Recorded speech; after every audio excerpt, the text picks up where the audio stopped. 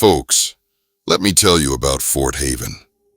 It's one of those places that squats on the edge of nowhere, up in the misty hills of Maine, where the pines whisper secrets to the wind, and the ground seems to remember every boot that ever stomped across it.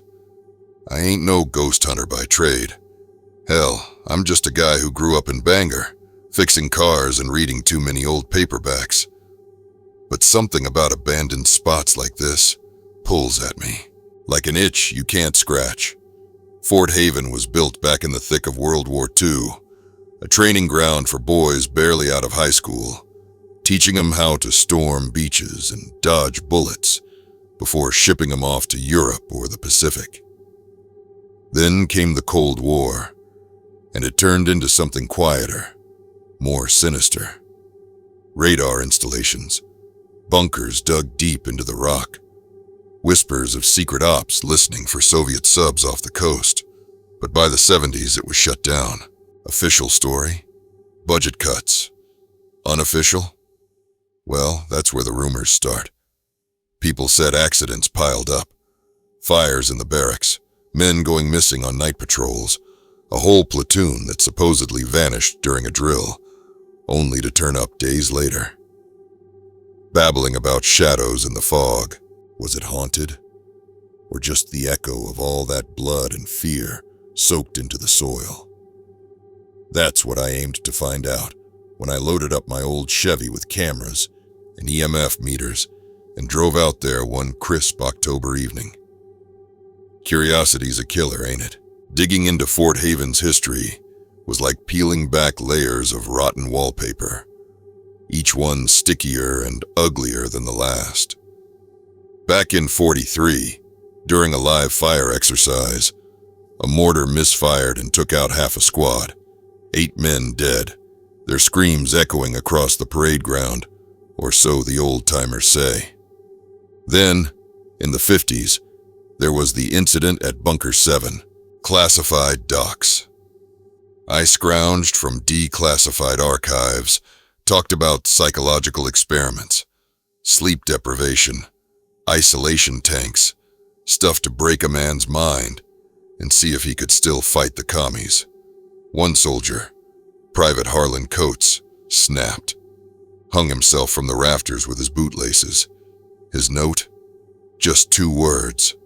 They're watching. Locals in the nearby town of Derryville still spin yarns about it. I found threads on online forums, folks claiming to be descendants of base personnel, sharing stories of lights flickering in empty buildings long after the power was cut, or the sound of marching boots on gravel paths where no one walked. Old newspaper clippings from the Bangor Daily News mentioned unexplained disturbances leading to the abandonment, guards quitting en masse, reporting apparitions of uniformed figures staring from the tree line. Even interviews with veterans on YouTube painted a picture.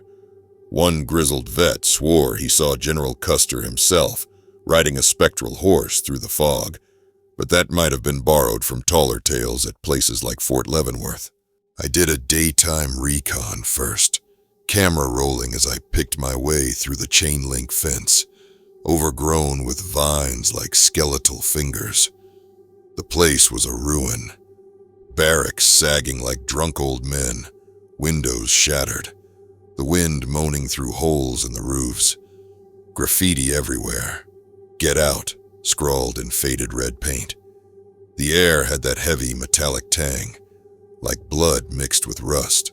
I filmed the decaying structures, the mess hall where mold bloomed on the walls like black flowers, the armory with its doors hanging off hinges.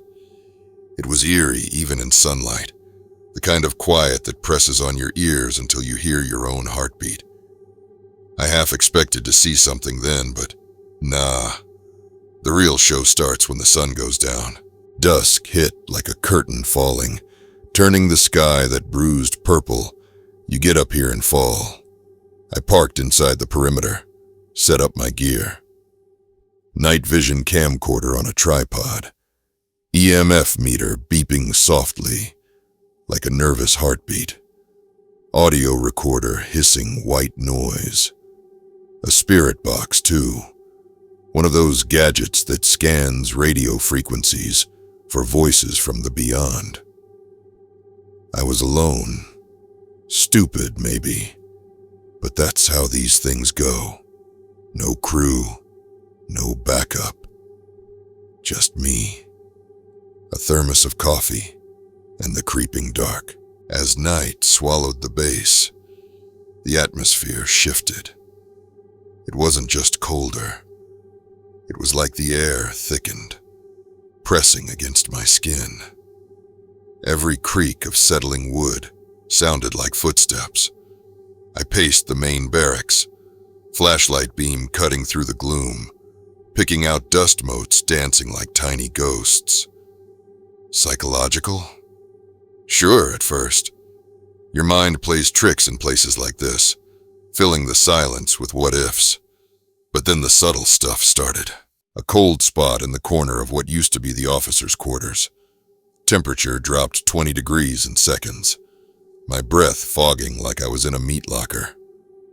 The EMF spiked, needle jumping like it had been goosed. On audio, faint scratches, like nails on wood. And the lights, my flashlight flickered once, twice, even though the batteries were fresh. I muttered to the camera. "All right, who's here?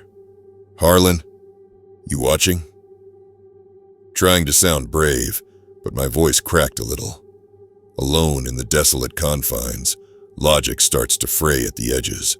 It built slow, then hit like a freight train. Around midnight, in Bunker 7, that squat concrete tomb half buried in the hillside. I heard it. A voice. Clear as day on the recorder. Not static. Not wind. A man's voice, raspy and desperate. "Get out. They're coming." I played it back right there, heart hammering, and it chilled me to the bone. No explanation. No vents. No animals. Just that warning, hanging in the air. Then the shadow figure. I was filming the hallway when it appeared on night vision. A tall, indistinct shape at the far end.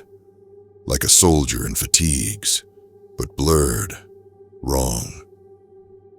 It didn't move like a person. Jerked, then vanished into the wall. I chased it, camera shaking, yelling, "Hey, show yourself!" But nothing. Later, reviewing the footage, there it was, plain as day. EMF went wild during it, spiking to levels that'd fry a pacemaker. And the object, an old rusted helmet on a shelf in the armory. I swear it was still when I entered, but on video it rolls off, clatters to the floor like it had been shoved. No breeze, no quake. Just moved. The toll? Man, I ain't ashamed to say I was terrified. Sweat soaking my shirt, hands trembling so bad I nearly dropped the camcorder. It felt raw, unscripted. No Hollywood effects, just me facing something that defied every rational bone in my body.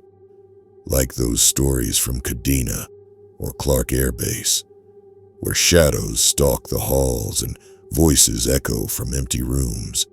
I bolted at dawn, but not before one last whisper on the spirit box, "Stay away." Looking back, did I prove the paranormal? Hell, I captured evidence that'd make a skeptic pause.